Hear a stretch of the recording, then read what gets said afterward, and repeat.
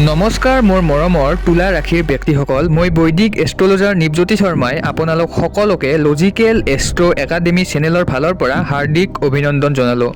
প্ৰথমতে আমি এইটো কথা কৈ দিছোঁ যে এইটোৰ ৰাশিফল চোৱাৰ পিছত আপুনি আৰু বেলেগ বেলেগ ৰাশিফল চাই সময় নষ্ট কৰি থকাৰ কোনো প্ৰয়োজন নাই।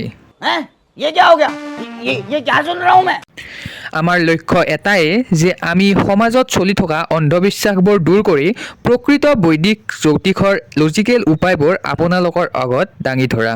2026 বৰ্ষটো কেনেকুৱা যাব তুলা ৰাশিৰ বাবে?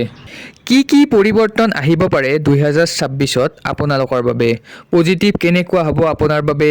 নিগেটিভ কেনেকুৱা হ'ব আপোনালোকৰ বাবে? কোনবোৰ কথা আপোনালোকে ধ্যান দি ৰাখিব 2026 বৰ্ষত? আৰু মোষ্ট ইম্পৰ্টেণ্ট কুৱেশ্যন যিটো মোক সকলোৱে সুধি থাকে যে আমাৰ ভাগ্যৰ পৰিৱৰ্তন কেতিয়া হ'ব? 2026ত আমাৰ ভাগ্য বদলি যাব নেকি? মই এইটো কামৰ বাবে ইমান কষ্ট কৰি আছোঁ, এইটো কামৰ বাবে এনেকুৱা কৰি আছোঁ কি তাৰ ফল মই 2026 বৰ্ষত পাম নে নাপাম? গতিকে এই সকলোবোৰ কথা জানিবলৈ আজিৰ ৰাশিফলটো আপোনালোকে সম্পূৰ্ণকৈ চাওক। বহুত ডিটেইলছত কম আৰু প্ৰকৃত বৈদিক জ্যোতিষ অনুসৰিহে কম। এনে আল্টু ফাল্টু লাখপতি হ'ব কিবা হ'ব এইবোৰ ভিডিঅ' এইবোৰ কথা আমাৰ চেনেলত আপোনালোকে নাপায়। গতিকে আগলৈও এনেকুৱা ৰাশিফল অনুষ্ঠান বা এনেকুৱা ভিডিঅ'বোৰ পাই থাকিবলৈ চেনেলটো ছাবস্ক্ৰাইব কৰি থ'বলৈ একেবাৰেই নাপাহৰিব আৰু কমেণ্টত জয় মা কামাখ্যা কমেণ্ট কৰি দিবলৈও একেবাৰে নাপাহৰিব। আগন্তুক দিনত তুলা ৰাশিৰ ওপৰত আমি কিছুমান এনে বৈদিক জ্যোতিষীয় উপায় লৈ আহিম যিবোৰ শুনি আপুনিও ক'ব मज़ा आया। और मैं ये जो मज़ा है हिंदुस्तान के हर व्यक्ति को देना चाहता हूँ। এতিয়া আমি আজিৰ টপিকত আগবাঢ়ো। মংগল, বুধ, শুক্ৰ আৰু সূৰ্য একেলগে আপোনালোকৰ তৃতীয় ঘৰত বহি থাকিব 2026 বৰ্ষত। আপোনালোকৰ পঞ্চম ঘৰত ৰাহু, 6 নম্বৰ ঘৰত থাকিব শনি আৰু নৱম ঘৰত বৃহস্পতি তথা কেতু থাকিব আপোনালোকৰ 11 নম্বৰ ঘৰত। এতিয়া চাওক, সকলোতকৈ প্ৰথমতে আপোনালোকৰ শনিৰ 6.5 এইটো বৰ্ষত একেবাৰেই নাই। গতিকে আপোনাৰ মনৰ পৰা শনিৰ 6.5 ভয় একেবাৰে আপোনালোকে পাহৰি যাওক। ৰাহু আপোনাৰ গোটেই বৰ্ষটো থাকিব পঞ্চম ঘৰত। গতিকে এতিয়া আমি জানিব লাগিব যে পঞ্চম ঘৰটো কি? 5 নম্বৰ ঘৰটো কিহৰ ঘৰ? 5 নম্বৰ ঘৰটো হ'ল আমাৰ এডুকেশ্যনৰ ঘৰ, মানে শিক্ষাৰ ঘৰ, যি আমাৰ ইয়াৰলি শিক্ষা। 5 নম্বৰ ঘৰটো হ'ল আমাৰ সুখৰ ঘৰ। 5 নম্বৰ ঘৰটো হ'ল আমাৰ সন্তানৰ ঘৰ। গতিকে এতিয়া ৰাহু যিহেতু 5 নম্বৰ ঘৰত গোটেই বৰ্ষটো থাকিব আপোনালোকৰ, গতিকে কেনেকুৱা যাব 2026 বৰ্ষত এডুকেশ্যনৰ ক্ষেত্ৰত, সন্তানৰ ক্ষেত্ৰত বা আপোনাৰ জীৱনৰ সুখৰ ক্ষেত্ৰত? ৰাহু কি বুজায় আমাক? ৰাহুই দিয়ে আমাক ছাডেন গ্ৰ'থ, ছাডেন অপৰচুনিটি, মানে ঘপককৈ কিবা এটা জীৱনত হৈ যায়। ৰাহু যেতিয়া আমাৰ পঞ্চম ঘৰত থাকে আপুনি দেখা পাব যে জীৱনত আপোনাৰ ঘপককৈ কিবা এটা নতুন কাম আৰম্ভ হৈ গৈছে যিটো আপুনি ইমান দিনে ভবাই নাছিল। যদি এডুকেশ্যনৰ ক্ষেত্ৰত কওঁ, ঘপককৈ আপোনালোকৰ ৰিজাল্ট বহুত বেছি ভাল হৈ যাব পাৰে। পঢ়া শুনাৰ ক্ষেত্ৰত কিবা নতুন অপৰচুনিটি পাই যাব পাৰে, নতুন কলেজত এডমিশ্যন আপোনালোকে পাই যাব পাৰে যি আপুনি হয়তো ভবাই নাছিল। সন্তানৰ ক্ষেত্ৰত যিসকল ব্যক্তিয়ে বহুদিন ধৰি সন্তানৰ সুখ পোৱা নাছিল তেওঁলোকে হয়তো 2026 বৰ্ষত সন্তানৰ সুখ পাব পাৰে, অথবা সন্তানৰ সফলতাই আপোনাৰ মুখত নতুন নতুন হাঁহি বিৰিঙাব পাৰে। হয়তো ৰিজাল্ট ভাল হৈ যাব যাৰ ফলত আপোনাৰ সুখ হ'ব। মুঠতে সন্তানৰ ফালৰ পৰা আপুনি সুখ 2026 বৰ্ষত অলপ হ'লেও লাভ কৰিব। কিন্তু এটা কথা ধ্যান দি ৰাখিব যে 5th হাউচৰ ৰাহুই কনফিউজন ক্ৰিয়েট কৰে। বেলেগৰ কথা বেছি বিশ্বাস কৰা, এইবোৰ ক্ষেত্ৰত আপুনি অলপ সতৰ্ক হৈ থাকক। 5th হাউচৰ ৰাহুৰ ফলত যিকোনো কথাই বেলেগৰ কথাত আপুনি বিশ্বাসত নল'ব। 2026 বৰ্ষত কোনো ধৰণৰ কনফিউজনৰ সন্মুখীন নহ'ব, আপুনি নিজৰ কাম কৰি থাকিব। লগতে বৃহস্পতিৰ দৃষ্টিও আছে আপোনালোকৰ পঞ্চম ঘৰত, যাৰ ফলত আপুনি 2026 বৰ্ষত গুৰুৰ সহায়ো লাভ কৰিব আৰু যিটো আপোনাৰ ক্ষেত্ৰত বহুত বেছি ভাল। 2026 বৰ্ষটোত আপোনাৰ পৰিয়ালৰ ক্ষেত্ৰত বহুত ভাল দেখা গৈছে। ফেমিলি প্লেনিঙৰ ক্ষেত্ৰত 2026 বৰ্ষটো বিশেষকৈ মাৰ্চৰ পৰা জুনৰ ভিতৰত বহুত বেছি উত্তম। পৰিয়ালৰ লগত ক'ৰবাত ফুৰিবলৈ যোৱা, পৰিয়ালৰ লগত মধুৰ সম্বন্ধ গঢ়ি উঠা 2026 বৰ্ষত আপোনালোকে দেখিবলৈ পাব। লগতে 2026 বৰ্ষটো উচ্চ শিক্ষাৰ বাবেও বহুত বেছি ভাল।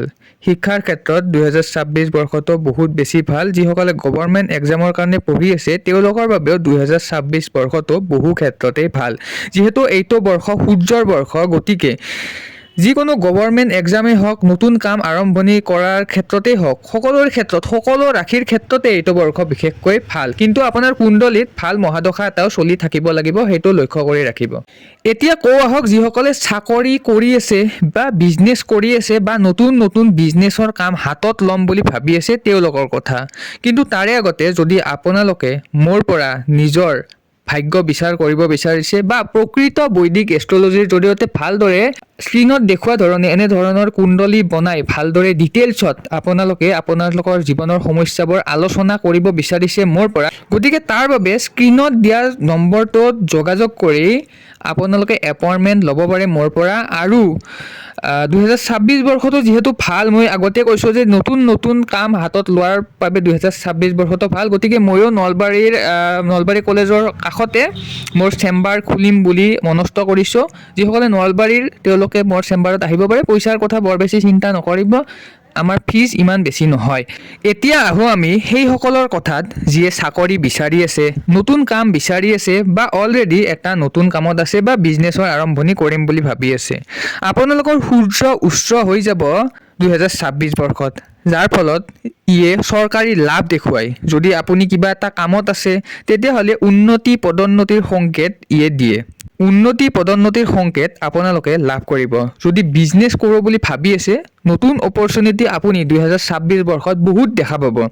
গভৰ্ণমেণ্ট জবৰ ক্ষেত্ৰতো আপুনি ভালদৰে যদি পঢ়ে, ভালদৰে কষ্ট কৰে, 2026 বৰ্ষত সফলতা লাভ কৰিব। কেতিয়াবা এনেকুৱা হয় নহয় যে আপুনি যিমান কষ্ট কৰিলেও সফলতা নাপায়, কিন্তু 2026 বৰ্ষটোত আপুনি কষ্ট কৰিলে নিশ্চয় সফলতা লাভ কৰিব পাৰিব। এতিয়া যদি প্ৰেমৰ কথা ক'বলৈ যাওঁ, ৰিলেশ্যনশ্বিপৰ কথা ক'বলৈ যাওঁ, 2025 বৰ্ষটো একেবাৰে বেয়া আছিল। প্ৰেমৰ ক্ষেত্ৰতেই হওক বা আপোনালোকৰ মেৰিজ লাইফৰ ক্ষেত্ৰতো কিছু ক্ষেত্ৰত বেয়া আছিল। 2025 বৰ্ষত বহুতৰে ব্ৰেকআপ হৈছিল, বহুতৰে বিবাহ বিচ্ছেদ ঘটিছিল। কিন্তু 2026 বৰ্ষটো তেনেকুৱা নহয়। 2026 বৰ্ষটোত আপোনালোকৰ লাইফ পাৰ্টনাৰৰ হওক বা মেৰিড লাইফৰ ক্ষেত্ৰতেই হওক, আপোনালোকৰ পাৰ্টনাৰৰ বহুত বেছি গ্ৰ'থ আপোনালোকে দেখিবলৈ পাব। অলপ চলপ আপছ এণ্ড ডাউন মেৰিজ লাইফত চলি থাকিব, কিন্তু এইটোৰ কথাত বেছি চিন্তা কৰিব লগা কথা নহয়। যদি আপোনাৰ কুণ্ডলী মতে মেৰিজ লাইফত বেয়া, তেতিয়াহ'লে অকল ৰাশিৰ ভিত্তিত আমি সকলো কথা ক'ব নোৱাৰোঁ। মই সদায় এইটো চেষ্টা কৰোঁ যে আপোনালোকক অন্ধবিশ্বাসৰ পৰা দূৰ কৰি যি আমাৰ প্ৰাচীন পৰাশৰ মুনিৰ এষ্ট্ৰলজি আছিল, তাৰ জৰিয়তে যাতে আপোনালোকৰ জীৱনটো আমি মধুৰ কৰি তুলিব পাৰোঁ। অকল ৰাশিফল চাইয়ে আমি এইটো ভাবিব নালাগে যে এয়ে হ'ব সেয়ে হ'ব। কৰ্ম নকৰিলে একো নহয়। যি লিখা আছে, যদি কৰ্ম নকৰে আপুনি, আপোনাৰ ভাগ্যত যি লিখা আছে তাকো নহয়। কিন্তু মই এইটো কথাও কোৱা নাই যে আপুনি কেৱল কৰ্মৰ জৰিয়তে সক্ষম হ'ব, কৰ্মৰ জৰিয়তে সফলতা লাভ কৰিব। কেতিয়াবা এনেকুৱা হয়, যদি আপুনি এটা বেয়া মহাদশাত আছে, আপুনি যিমান কৰ্ম কৰিলেও আপুনি কেতিয়াও ছাকচেছ নাপায়। সেয়েহে যেতিয়া আপুনি এটা ভাল মহাদশাত থাকিব আৰু আপুনি কৰ্ম কৰিব, ভাল ফল পাব। আৰু যদি আপুনি এটা বেয়া মহাদশাত আছে, তেতিয়াহ'লে কিছুমান উপায় লৈ আপুনি কৰ্ম কৰিব লাগিব। বাৰু, মোৰ কামেই এইটো যে আপোনালোকক প্ৰকৃত বৈদিক এষ্ট্ৰলজিৰ জৰিয়তে গাইডেঞ্চ দিয়া। আপোনালোকে ক'ৰ পৰা ভিডিঅ'টো চাই আছে নিশ্চয়কৈ জনাব, আৰু আগলৈও এনে ভিডিঅ' পাই থাকিবলৈ চেনেলটো ছাবস্ক্ৰাইব কৰি থ'বলৈ একেবাৰে নাপাহৰিব। আগন্তুক ভিডিঅ'ত আমি আপোনালোকৰ বাবে কিছুমান বিশেষ এষ্ট্ৰলজি ৰিলেটেড ভিডিঅ' লৈ আহিম। আজিলৈ আগবাঢ়িছোঁ, ধন্যবাদ।